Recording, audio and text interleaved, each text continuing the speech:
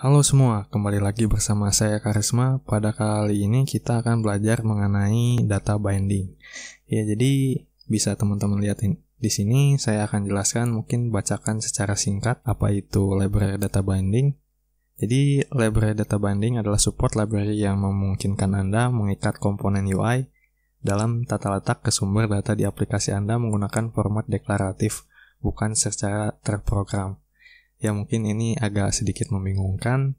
Teman-teman bisa baca aja di dokumentasinya developer.android.com/topic/libraries/databinding. Di sini saya akan mulai praktekkan aja. Teman-teman buat project. Kita pilih empty activity. Kemudian saya akan beri nama learn data binding. Finish.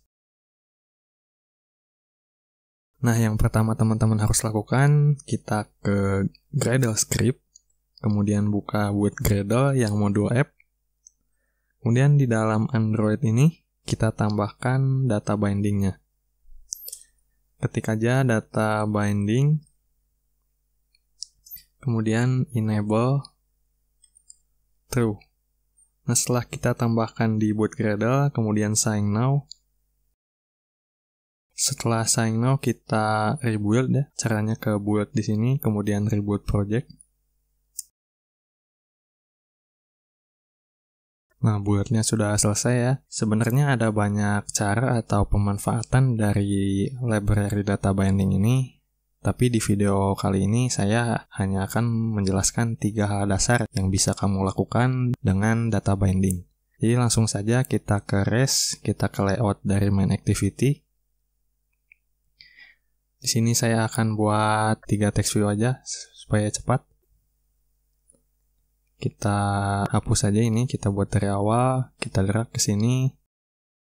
Kemudian beri ID, saya akan beri ID TV name. Kita beri jarak 16.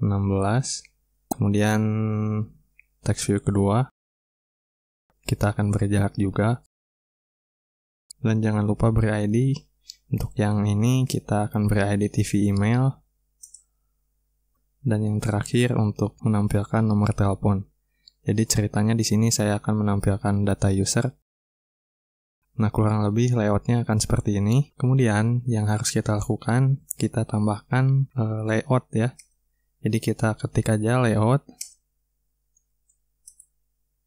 Kemudian kita masukkan Android X constraint layout ini ke dalam layout. Dan kita pindahkan 3 XML NS ini ke dalam layout. Nah, maka ini sudah bisa terbaca sebagai data binding. Kemudian bagaimana cara membacanya pada activity? Kita ke main activity. Nah, kita akan deklarasikan dulu caranya. Kita panggil let init var. Kemudian saya akan buat nama variabelnya adalah binding. Kemudian, nah tipe datanya di sini adalah kita ambil nama dari layoutnya. Ini kan activity underscore main, jadi activity main binding ya. Jadi dari tampilan layout ini, kemudian terbaca sebagai binding dengan nama activity main binding. Nah, setelah kita deklarasikan di dalam fungsi onCreate, kita inisialisasikan. Kita panggil binding sama dengan data binding util. Kemudian kita set content view. Di dalamnya kita masukkan 2 parameter yaitu this, kemudian layout dari main activity ini.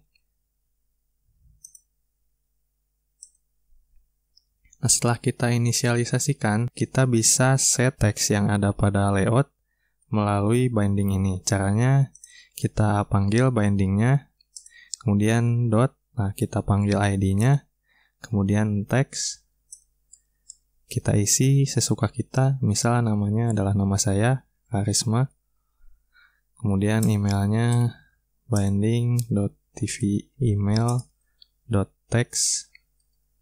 Emailnya di sini kh@gmail.com misal. Kemudian binding, yang terakhir adalah nomor telepon. Oh ya, saya belum ganti ID-nya. Kembali lagi ke activity main. Saya akan ganti di sini menjadi TV telepon. Kembali lagi ke main activity, kita panggil ID-nya TV telepon.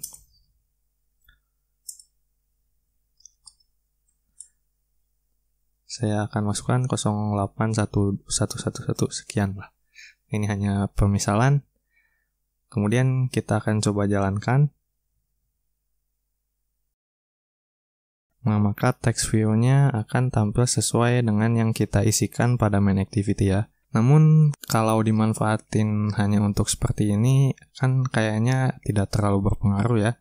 Terutama di sini kita menggunakan Kotlin yang sudah bisa memanggil ID-nya langsung dari activity main. Nah, mungkin ini berguna untuk pengguna Java. Kita akan coba cara lain untuk memanfaatkan dari data binding ini. Di sini saya akan buat model terlebih dahulu. Klik kanan, new Kotlin file class. Saya akan bernama user. Kemudian buat data class. Dan saya akan masukkan 3 parameter atau 3 data pada konstruktornya. Yang pertama name, ya sesuai dengan data yang kita inputkan di awal tadi. Kemudian email, dan telepon.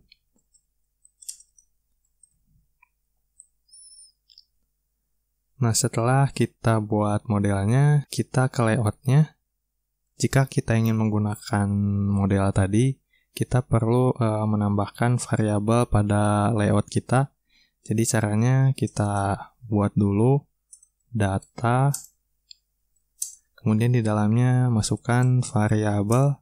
Nah, namanya bebas. Di sini supaya mendekati dengan nama modelnya, saya akan bernama user. Kemudian kita panggil type-nya atau modelnya di dalam type ini. Kita panggil com.karismarizky ya, karena di sini package saya adalah karismarizky. Di sini sesuai package teman-teman aja. Kemudian dalam data binding kita panggil user.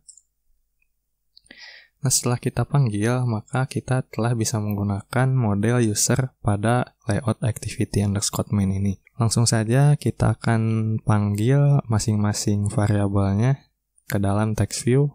Saya akan edit text view ini. Caranya bagaimana? Kita tuliskan add, kemudian kurung kurawal. Di dalamnya kita panggil nama yang sudah kita tuliskan tadi, yaitu user ya. Kita tulis user, dan kita panggil name. Dan jangan lupa kita set default-nya ya, karena kemungkinan data bisa kosong. Jadi kita harus set default-nya.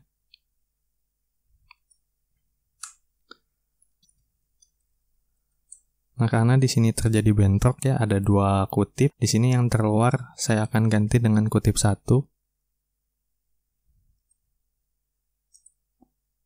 Nah, jadi seperti ini ya. Yang di luar kutip 1, yang untuk default ini kutip 2. Kita akan lanjut untuk email. Kita blok aja ini. Kemudian ganti jadi kutip 1. Kemudian kita tuliskan add kurung kurawal. Kemudian panggil user.email. Kemudian jangan lupa isi default-nya. Kemudian saya akan tulis default-nya adalah email. Dan yang terakhir telepon, ganti juga tanda kutipnya menjadi kutip 1.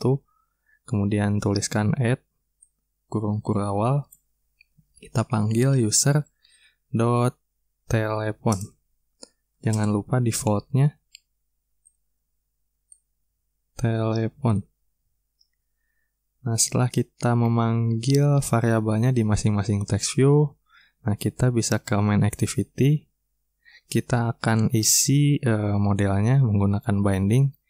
Kita tidak akan menggunakan lagi ini ya, jadi kita akan komentar saja. Jadi kita panggil binding.user. Nah, user ini adalah nama yang sudah kita tuliskan pada variabel di layout ini. Kemudian kita tulis sama dengan tulis modelnya di sini user.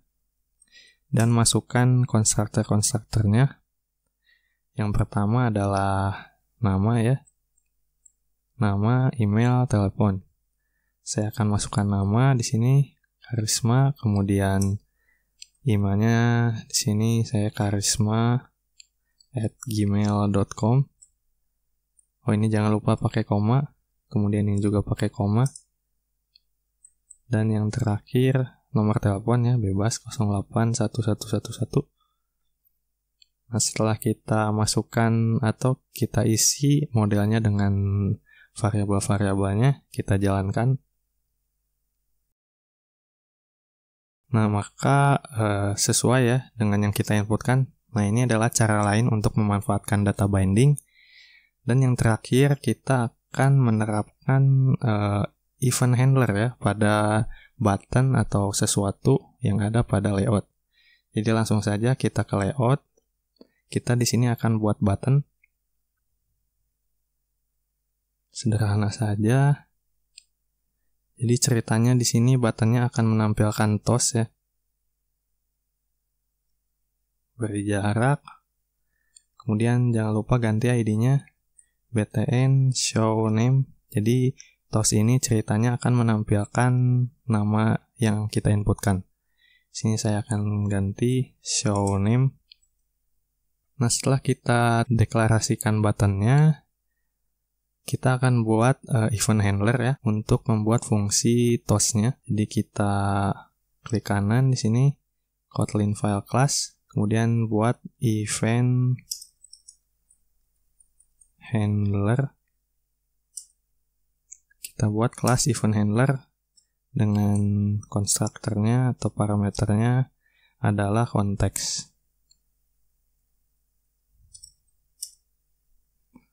Kemudian di dalamnya kita akan buat fungsi fun on button click.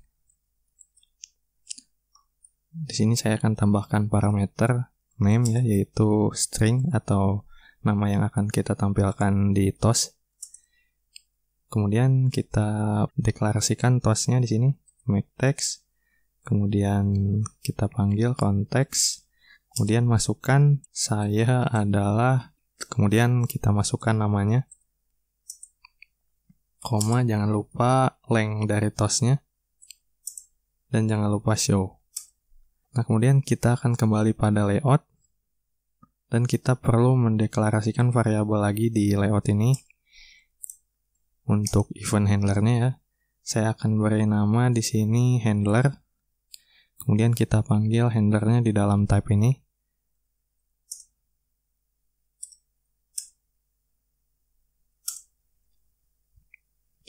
Nah, kemudian pada button kita tambahkan atribut onClick.